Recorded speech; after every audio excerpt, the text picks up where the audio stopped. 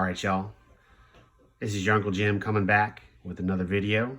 Decided to get on the, been seeing the videos of people showing their collections off, top 50 cards, and really wanted to start that. What held me back was just getting going. It's a little bit, it takes a lot of work to start, but once you get going, probably took a good maybe 2.5 hours to comp out my cards. And what I did, so I had a couple rules because I did not want to, last forever. Was number one, it had to be a graded card, so I disregarded all my raw. Number two, it had to be a card that I was planning to keep, not sell. So I've got a stack of slabs that I want to sell. I don't care what their prices do from year to year because hopefully they'll be gone by next year. And lastly, the minimum would be $100. So any slab I had under 100, I did not, want to include in the spreadsheet. So all those three things, slabbed over $100 that I plan to keep, came up with 32 or 31 cards in my collection. And, this Max Scherzer PSA 4, the lowest graded copy in existence, somehow wasn't one of them. Bought this for $80, submitted it for $30, and now it's probably worth $20. Who knows? But the dang thing had a crease on it in the bottom left corner, and I didn't see it. I don't know if the camera will pick it up, but it's down there somewhere. One of these corners, I don't know. Either way, we're going to kick it off with number 31. This is an all-time card right here. That would be the 1971 Topps Roberto Clemente, coming in at $100. Great card. So I'll go pretty quick, but there might be some times I want to talk and blab a little bit. Tied. This card surprised me. Was a Miguel Cabrera, Topps Traded 2000, SGC 9. I really thought this was going to be a little higher up on the list. It seems like his stuff has just cratered. Once he got 500 home runs, 3,000 hits, people just forgot about him. He's on a terrible Detroit team who's getting better, but didn't have any chance at the playoffs and probably won't next year. So we'll see where this goes, but long term, I really like it. It's going to be worth a lot more than $100 when I get ready to sell. All right. Number 29, coming in at $110. This one I graded myself as well. This is the Juan Soto 2020 Topps SP. Love the card. You don't see him in too many other jerseys other than teams he's played for. So I thought, in Expos, this is probably going to be his only Expos card ever, and I wanted to own it. Bought it raw, graded it, got the 10.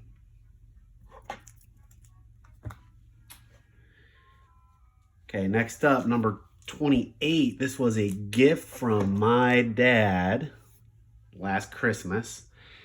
1956 Topps Bob Feller VG4. It's a fantastic card. 56 Topps is one of those classic sets that everybody loves for good reason. Very cool design. This copy's a 4, but honestly looks pretty good to me. It's got incredible surface. There's not a flaw on it. Centering's pretty good too, so otherwise, just a great card to have. That was $120. By the way, when I comped these, I looked and tried to use the average of the last few sales. So some only had 1 or 2 sales, and that's what I used. Others had plenty. If I couldn't find a comp, like there were some cards I have that are pretty rare, some inserts, some low-numbered stuff, and if I really couldn't find a good comp, I left them off too. After that, we've got a card I lost my ass on, 27, Juan Soto, the 2021 Topps Chrome Green Refractor. I won't tell you what I paid, but a lot more than $125. I plan on completing the SP, the Chrome Image Variation run. Just need 20 and 2019 as well. This is, let's see where we're at. Number 27 at $125. Tied with it is a card that I graded myself, bought raw. Really cool card. I love this one. This is the Topps Finest Yordan Alvarez. It's coming in at $125 as well, numbered to 150. I really like the Topps Finest this year. Just a really cool set. And again, this guy, I'm very, very long on Jordan Alvarez. I think he's a fantastic long-term hold. The guy might end up hitting 600 home runs if he stays healthy. All right, next up, my boy, and you're going to see a lot of Cleveland cards here. Darius Garland. This is the 2019 Panini Prism Orange Ice. I really like the Orange Ice look from this year. I think it was really, really solid. This is about $130, so it's down from where I purchased it as well. I think this card's got a lot of potential, especially I think the Cavs, if they can get and stay healthy, will make a pretty good playoff run this year. I don't think they're going to be, NBA champions or conference finals, but they're going to beat some teams in the playoffs and upset people. You never know. That was number 25 at 130. Here's another card. I bought raw, one of the very first cards I bought off eBay when I came back into the hobby. Bought it for about $20, graded it for 18, spent, 18 months at PSA, got it back, and it was comping at about $400 or $500. As you guys remember, last season he was just an absolute beast. Down quite a bit to 135 though. So 24th is this Vlad Guerrero refractor. Speaking of cards that were worth more, another card that I graded myself, bought raw. It's coming in at number 23 for $140, the Acuna Refractor PSA 10. I think this card, man, if Acuna can just stay healthy, he's an MVP waiting to happen, and I'm really happy. This is just I love this card. I think the shot is awesome, and really happy with it. Okay, number 22, coming in at $150. Another card I graded myself here. I bought it raw for a few bucks. Roll the dice, it looked perfect to me. And now it's comping at about 150. The Buster Posey PSA 10. 2010 was just a fantastic set. I love it. I think that if you guys have seen 2023 Topps, it's very similar to this design, except it's got that weird head in the bottom left corner. But anyways, Posey doesn't quite have the chops of a Hall of Famer in terms of total output, but man, with his MVPs, his World Series, you got to figure he's getting in. Probably I would say the best catcher. I would say the best catcher, just if you compile it all up in my lifetime that I've seen. Maybe Ivan Rodriguez, maybe a guy like that, but otherwise Buster Posey was right there. Okay, next up, we've got the first of a few Rafi Devers. This is a guy that I'm, keep waiting for these prices to come up because he's just mashing. And, the Red Sox are kind of unfortunately actually, I'm glad they kind of suck next year, but you wonder if they're going to move Devers, what that does to his prices. This is the Refractor PSA 10, $150. You might notice I have a thing for the Chrome Refractor of a player. I think it's a great card of theirs to hold long term. I think the pops are going to stay lower, obviously, than any flagship or base card, but they're still affordable. And to be quite honest, with the print runs going up and up and up back in 2018, that was all right. But now, with the modern guys, the ultra modern 2022, you might think about starting to go Prisms or X-Fractors, because those refractors are going to get up there and pop too. This is 21 at $150. Number 20, another card I bought raw, graded myself, got the 10.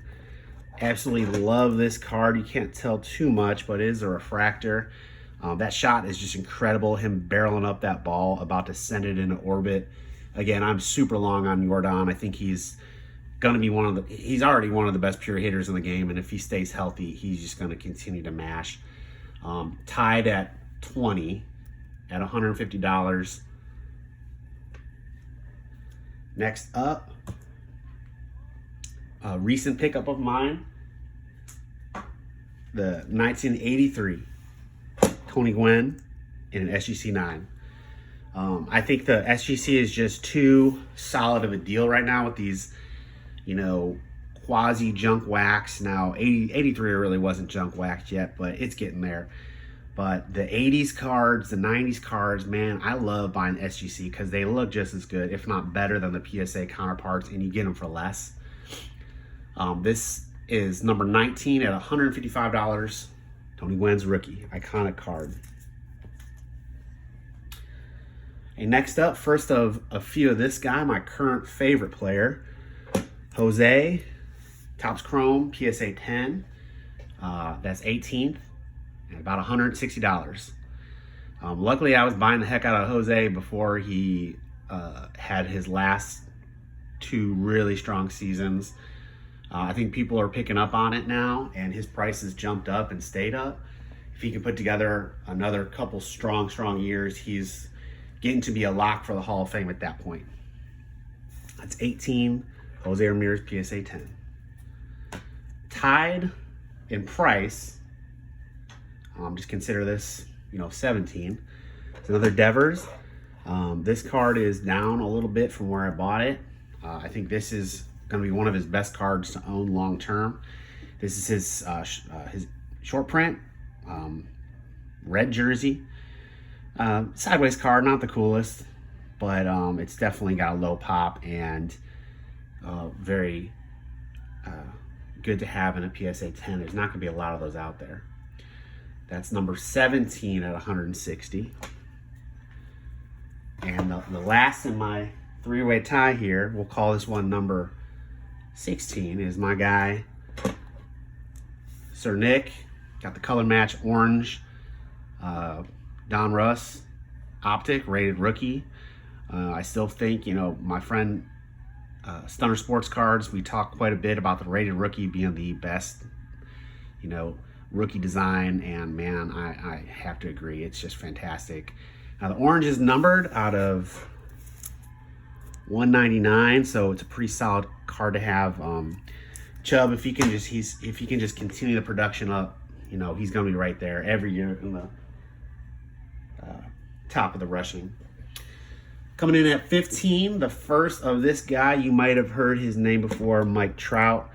Bought this raw, graded it myself. And now it's coming in at about $170. I think this is just an iconic action shot. Love you can't tell there. He's robbing a home run right there. And the fact that it's a gold out of 2019. Where's it at? Oh, right there. Just going to be a card that I love to have.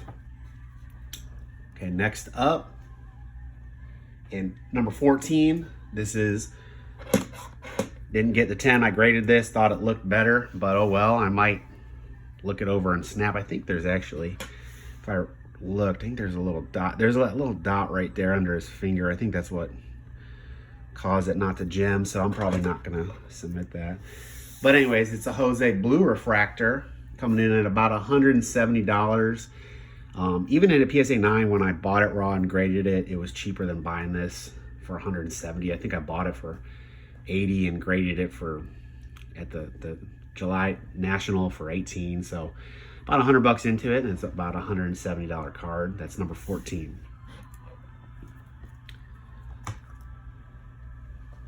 Okay, this is a card that's another love to own. If you can't tell, the rookie SPs. If you're going with ultra modern, you need an SP because the print runs of the rest are just crazy. This one, there's an SSP out there as well that's really cool, but a lot more pricey. But this one you can get a hold of pretty cheaply. I actually bought this from HGA. It was an HGA 9.5. Bought it for $60, something like that. Snapped it out, submitted it, got the 10, and now it's a $70 card, number 13 in my collection. Okay, here's one, a little bit of a to be determined card here. Bought this. It's just about worth as much as I paid for it. I bought it before he debuted. Um, and so this card shot up. When he came up, he got hot. He got at the tail end of, I believe, the 2021 season. He got called up and was hitting bombs and just batting 400, and everybody wanted Wander. And going, his only good card was the first, and I decided to pick up this refractor because it was numbered out of 499.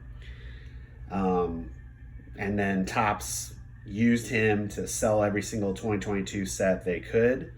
So there's some of his other cards out here right now. He didn't have a season that lived up to his hype, but at the off season, this was the only card that he really had. And I had offers for $600-700 for this card, and I really wanted to keep it long term. This is my only Wander. I wanted it. Well, fast forward, now it's a $180 card. So should I have sold it? Maybe. But at the end of the day, he's still 21 years old, and there's a lot left, obviously, in his career. So this one's still kind of out.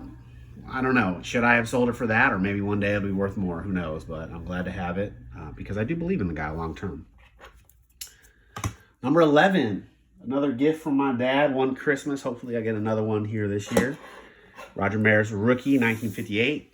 Not a lot of people know he actually came up with the Tribe. Was traded away, one of the worst trades in MLB history. Yeah, the rest is history. So this is a 2. Not the, I mean, I'm kind of generous of a 2, to be honest. The surface is jacked up, but I'm just happy to have it. It's a great card. Coming in at number 11, this is a $210 card. Okay, and top 10, another recent pickup. Got a deal on this, so it's already above what I paid for it. People were getting a little desperate out there a month or two ago, and I picked up this Rickey Henderson.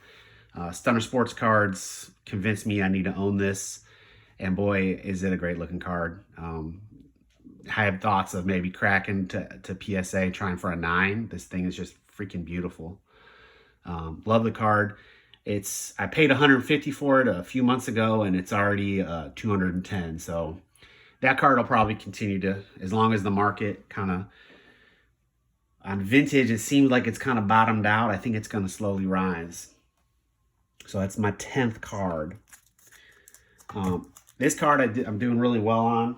Bought it before the hype. This is a Jose Ramirez. This is number 9 in my collection. $280 is what it's comping out at right now. Paid much less than that. This is his refractor auto. Growing up, trading baseball cards, collecting baseball cards, I knew that base cards are worthless. And in 2019 and 2020, everybody's buying base. And, think all those Lucas being sold for $2K. Well, I've always thought, man, I don't want a base. Give me the refractor. Give me the parallel. So it's not the base auto, it's the refractor. And man, I just don't have it in me to crack it. It looks so good in this tux, but I really think it's got a chance at a PSA 10. But love the card. Absolutely love the card. Jose does not have that many rookies at all. He's only in a couple sets, flagship, chrome. He's got a Bowman and a Heritage without any parallels. So one of the very few autos, his rookie autos, thinking to myself, actually, this is his only rookie auto.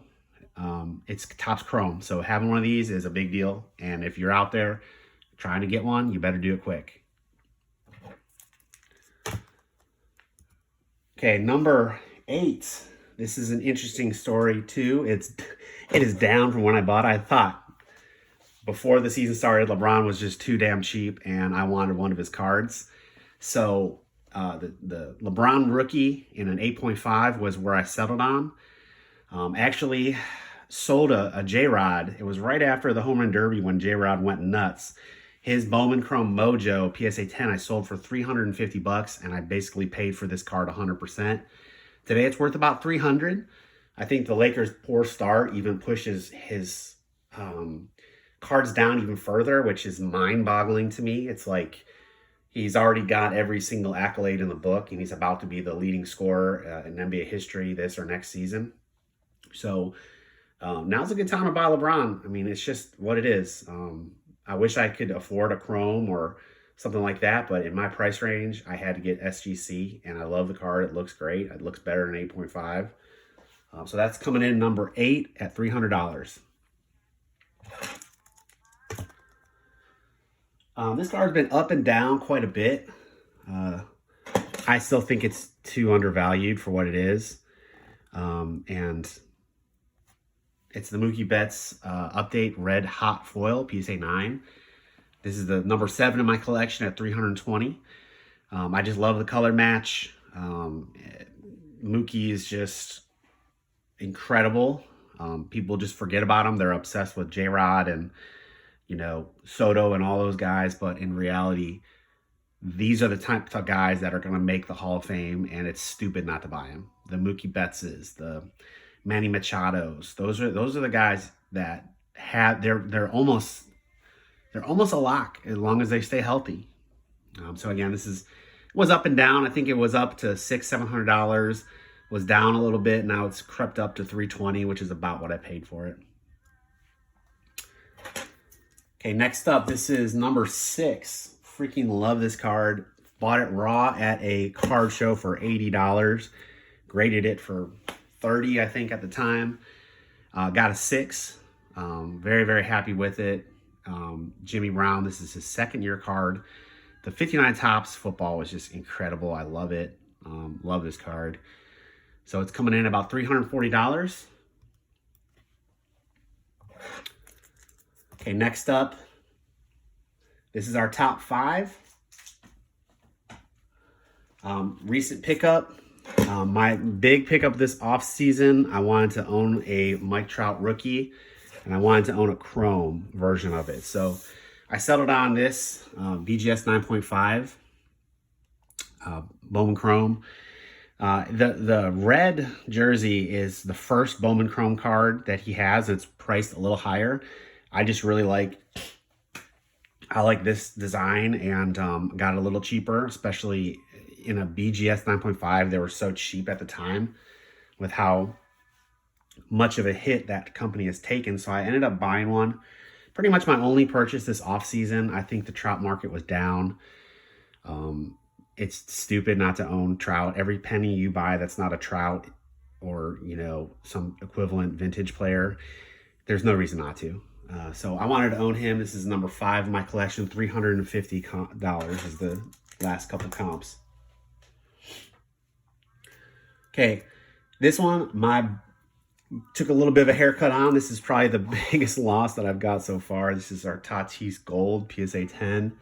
I'm not even going to tell you what I paid for it, but that was obviously right before his mega deal with the Padres, and it jumped up, and I'm like, hell yeah. And fast forward, whatever, 2 years later, injury laden, steroid abuse. So who the fuck knows what this card's going to do long term. But right now it's sitting at $380, and it comes in, that's number 4 in my collection.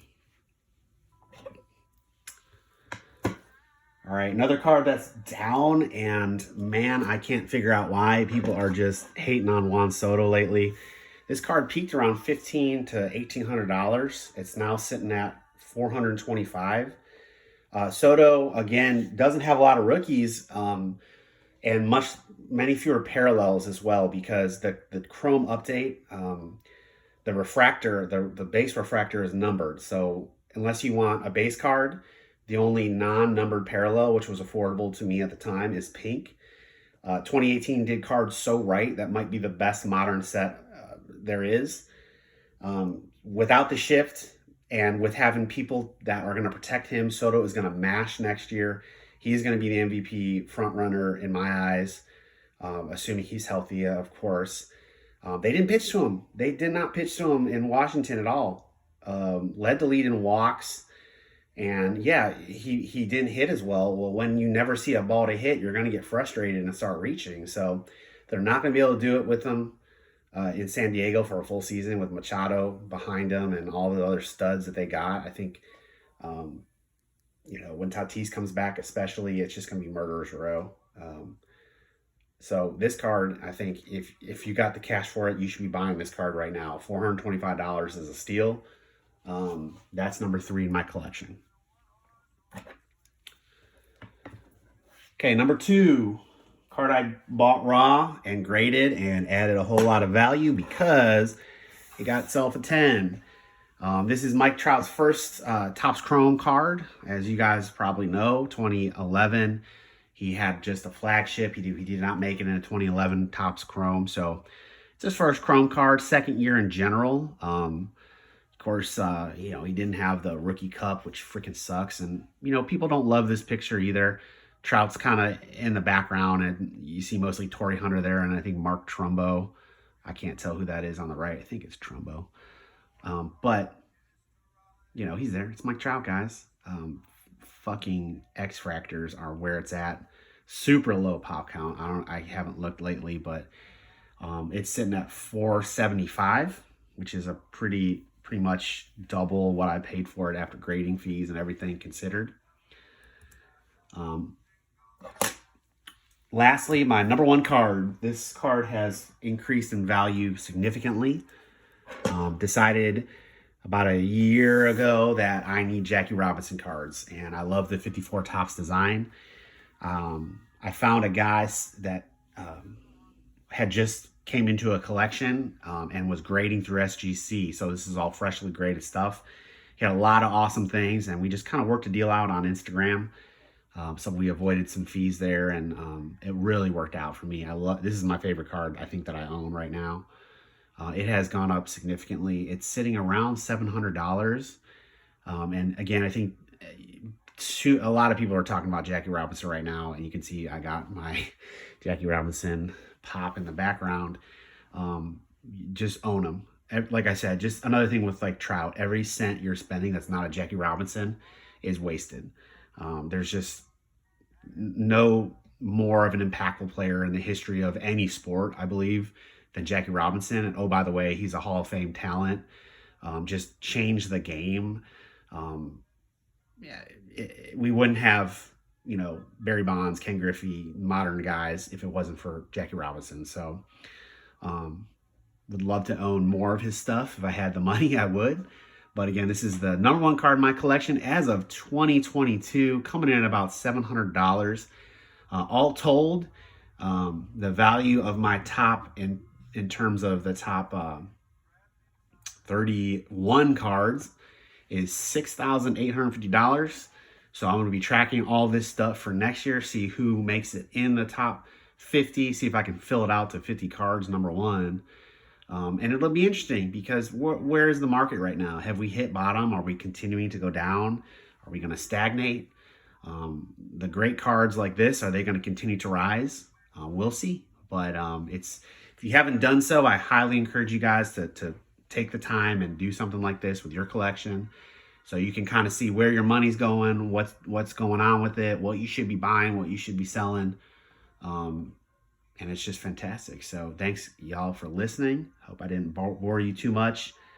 And everybody have a fantastic holidays. Enjoy the time and keep collecting.